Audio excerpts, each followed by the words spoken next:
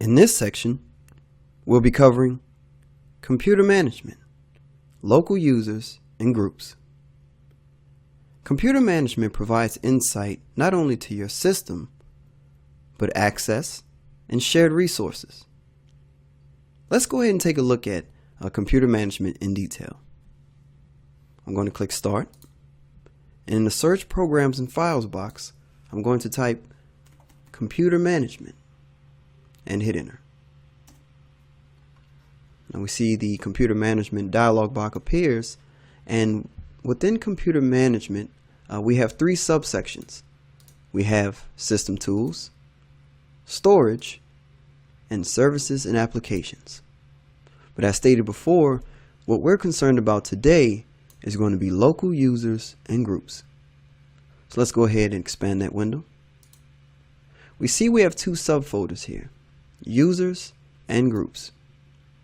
Now, users is where we can actually create or add users to this local PC or from the domain and delegate access. So that's what we want to simulate here. So within the name column, we can see the current users who have access to this system. We see there's an administrative account, a guest account, a lab user, and a user 1. Now we can right click on these accounts and hit properties and see a little more detail about these accounts.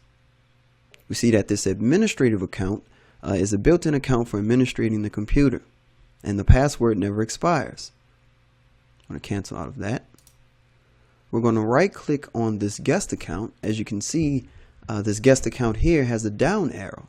What's a little different from the other three accounts that we have here. Well, let's right click on that account and see why. I'm going to right click and go down to properties.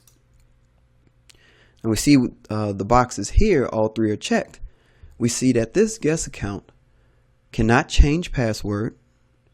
The password also never expires, and the account is disabled.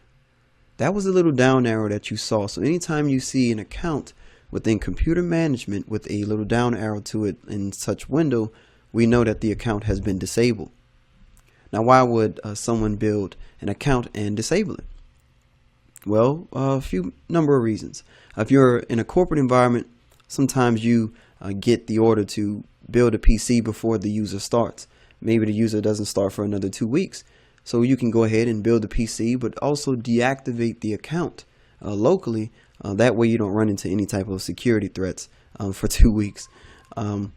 Also, let's just say multiple users use this system, such as administrator, guest, lab, user, and for some reason the guest account has gotten infected from someone downloading some type of malicious program.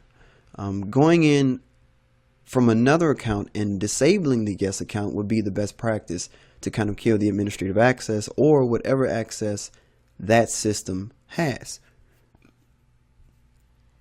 Let's go ahead and see what groups this system is a member of. We see that this account is only a member of the guest group.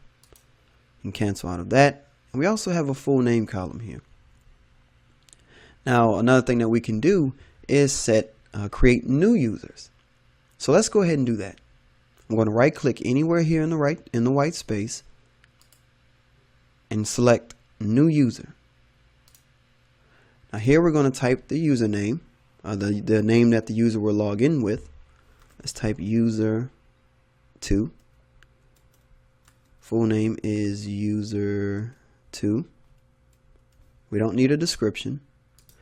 We're going to type a password for user 2. And we don't want this user to change password at next login. This is going to be basically for a very basic setup. Going to hit create and close. Now we see here that user 2 has been created for the local system. Now, because this user has been created, we also need to provide this user with a certain amount of access. And how we can do that is putting it within a certain group. So let's click over to the group folder, open administrators, and click Add to Group. We see in this administrative group, or the group that has complete access and unrestricted access, we have the administrator, lab, and user. Let's go ahead and give user 2 administrative access to the local PC. I'm going to click Add and type user 2. I'm going to hit Apply and OK. So now we created a user account for the local PC, and we also gave that user account administrative access to the local PC. Let's go ahead and log in as user 2. I'm going to select Log Off. Going to do a Control-Alt-Delete. Switch user. User 2. I'm going to type the password that we gave the user.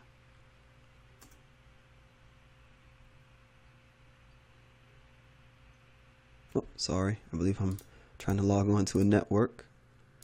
So we need to type the local PC name, \, and the user, and the password. Type enter. Now the reason why we had to type the PC name with a \ is because that's how we can tell the PC that we want to log in locally. When I tried to log in the first time, you notice that the system gave us an error message because it was trying to log on to the network as if we're in a corporate environment. So now we logged into the local PC account, and user 2 has administrative access. I hope you guys enjoyed this course. I will see you again in the next one.